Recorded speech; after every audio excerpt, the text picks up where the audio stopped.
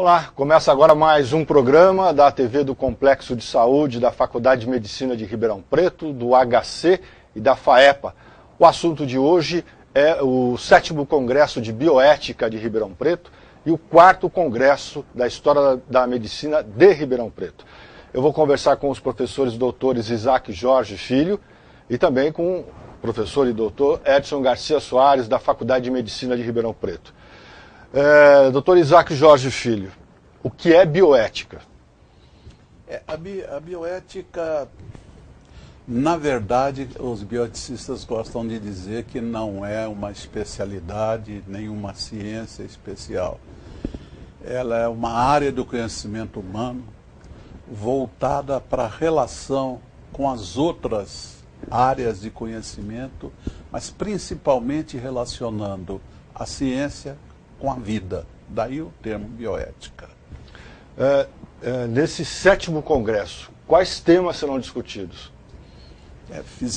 Conversava agora há pouco com o professor Edson, fizemos um programa muito amplo, que mostra desde coisas assim como as alterações ambientais, como é que nós explicamos e o que isso traz de consequência para o ser humano.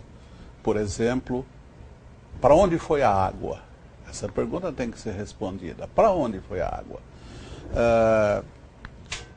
Questões como população, pobreza e poluição, que são os 3 grandes problemas que afetam a humanidade.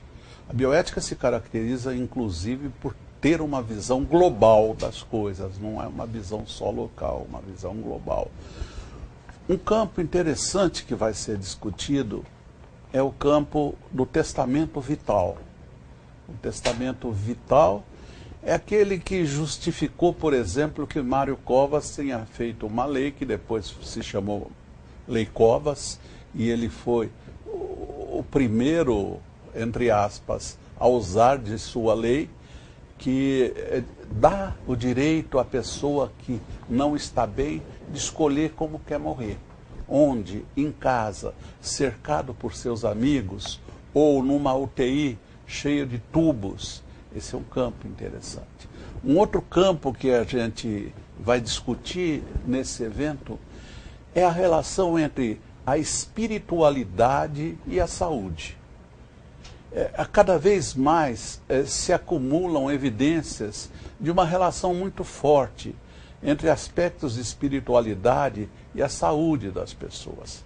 Nós convidamos para falar aí 2 pessoas, o professor Reinaldo Ayer, que é o professor de bioética da Pinheiros, e o Frei Silvio, que é um amigo da gente de São Paulo, que é um religioso que é muito ligado a esses problemas da bioética. Assim, são vários assuntos ligados à relação entre a bioética e o direito. Coisas como, por exemplo, até quando transplantar? Eu estou passando de um assunto para o outro rapidamente para mostrar. Até quando transplantar? O professor Reginaldo, da equipe estadual de transplante, apresentou isso na nossa Câmara Técnica em São Paulo, na nossa Câmara Técnica de Bioética, e nós ficamos muito impressionados com a apresentação nele. Pedimos que ele fizesse isso em Ribeirão, no Congresso. Que idade? Quais as condições clínicas que permitem o transplante? Entendeu? Então, todas aquelas coisas que envolvem a indicação de um transplante, não a realização, a indicação. E assim nós temos um programa muito amplo, Marcos, muito amplo. Bom, professor Edson Garcia Soares, o senhor está ligado às questões éticas profissionalmente há quanto tempo? Eu acho que desde que eu comecei a faculdade, desde que eu iniciei a faculdade, eu percebi a falha. E profissionalmente, dentro da universidade, eu sou patologista. Então eu estou ligado à morte. A questão de determinar o que mata os indivíduos que estão internados dentro do hospital.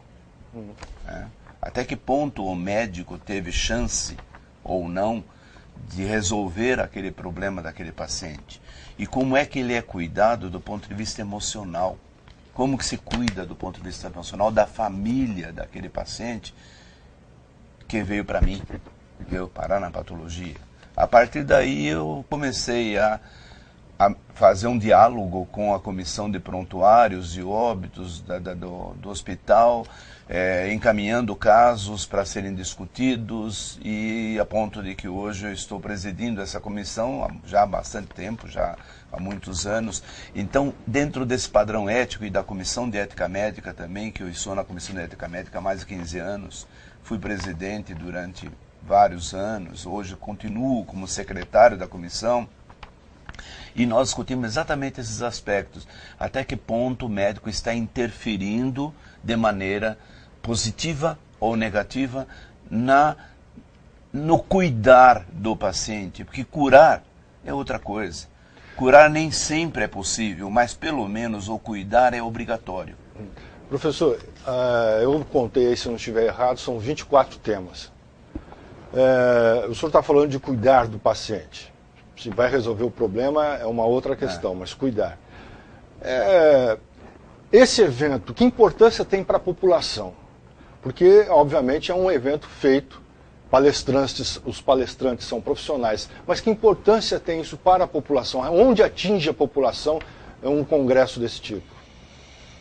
Eu acho que principalmente porque houve uma mudança de filosofia de trabalho do Conselho Federal de Medicina, vamos falar assim, Dr. Isaac, que está lá há muito tempo, quando se criou o novo Código de Ética Médica, em que coisas que a população ainda não sabe adequadamente, que da autonomia do paciente, que foi retirado do Código de Ética a questão do paternalismo, do médico decidir o que vai fazer com o paciente. Ele tem que dialogar com o paciente, com a família do paciente, que é uma coisa que o médico tem dificuldade em aprender, essa questão do diálogo, para determinar o que é melhor ou não, independente se vai haver a cura ou não daquele processo que o paciente está passando.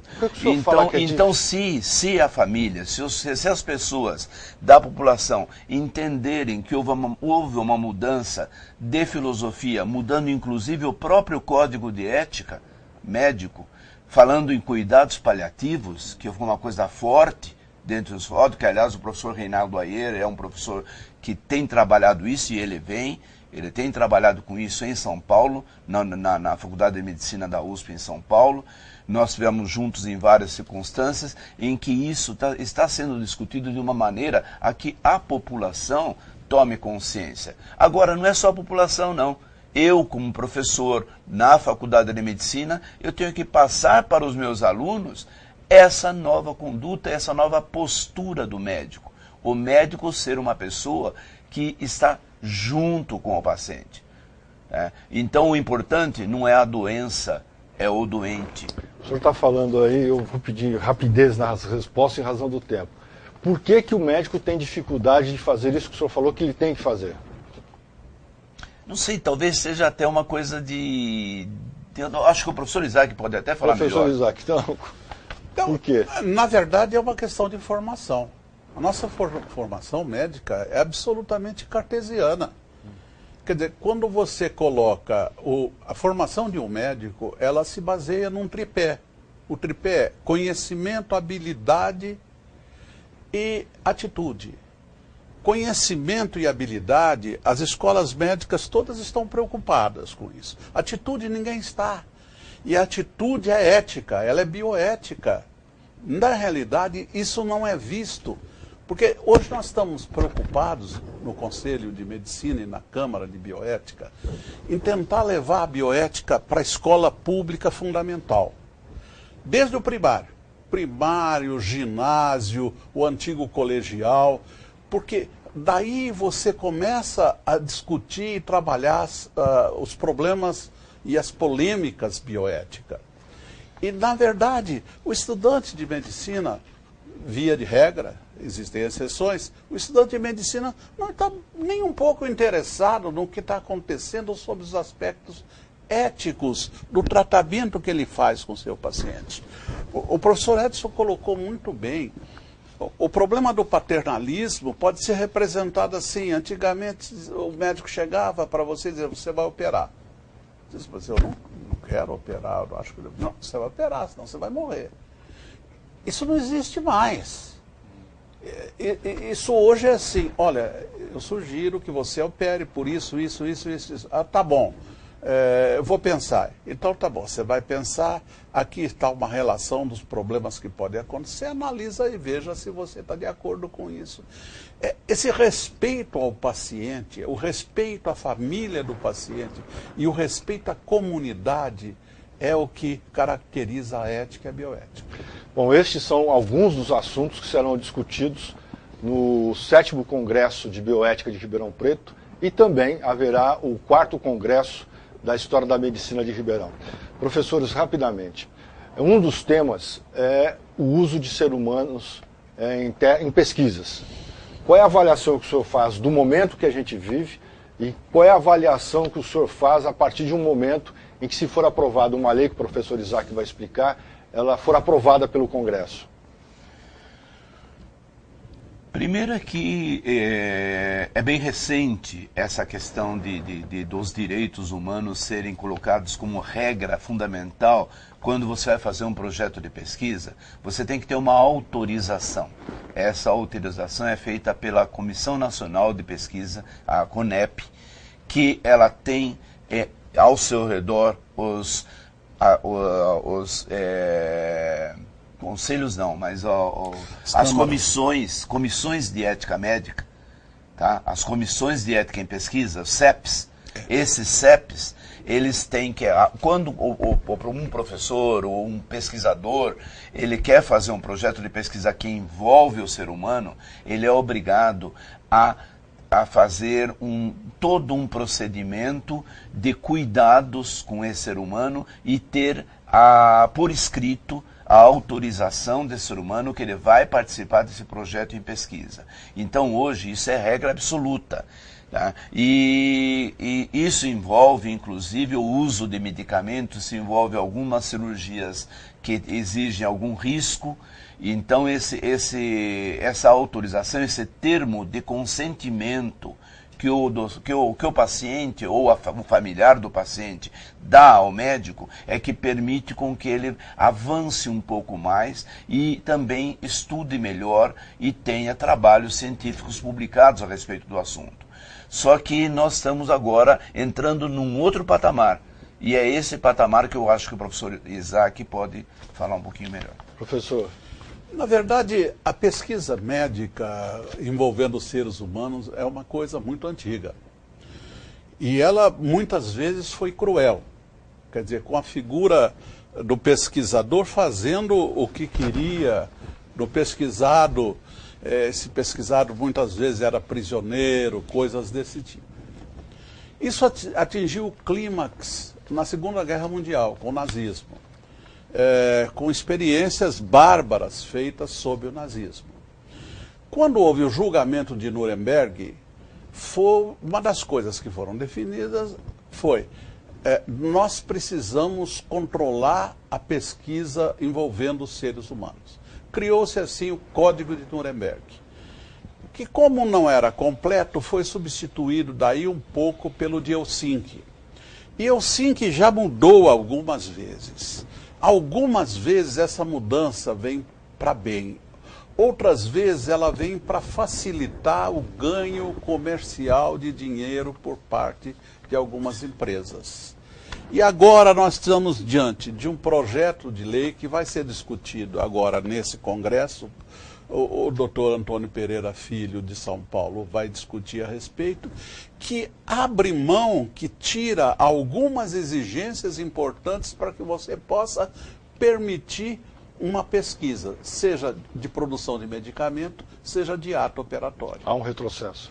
Há um retrocesso, claro, para nós que mexemos com bioética, que lidamos com o paciente, é um retrocesso enorme e horrível. Bom, em razão do tempo, o assunto é amplo, mas se você se interessou, participe deste 7º Congresso de... Eu queria só falar uma coisinha. Bioética não é coisa de médico. Médico é importante na bioética, também é importante enfermeiro, também é importante psicólogo, também é importante nutricionista, e os políticos e a população em geral. Todos estão convidados. Isso não é coisa só para médico. Bom, o congresso vai do dia 20 ao dia 22, na Universidade de Ribeirão Preto, aberto ao público, começa às 8h30 da manhã, se estende por todo o dia com dezenas de palestras, entre elas esta última que o professor Isaac e o professor Edson abordaram, que fala sobre o uso de seres humanos em pesquisas científicas. Muito obrigado pela sua participação aqui, professor Edson Garcia, professor Dr. Isaac Jorge Filho, que é um dos organizadores desses 2 congressos. Muito obrigado. A TV do Complexo da Faculdade de Medicina de Ribeirão Preto, do Hospital das Clínicas e da FAEPA fica por aqui. Daqui a alguns dias você terá um novo programa. Até lá.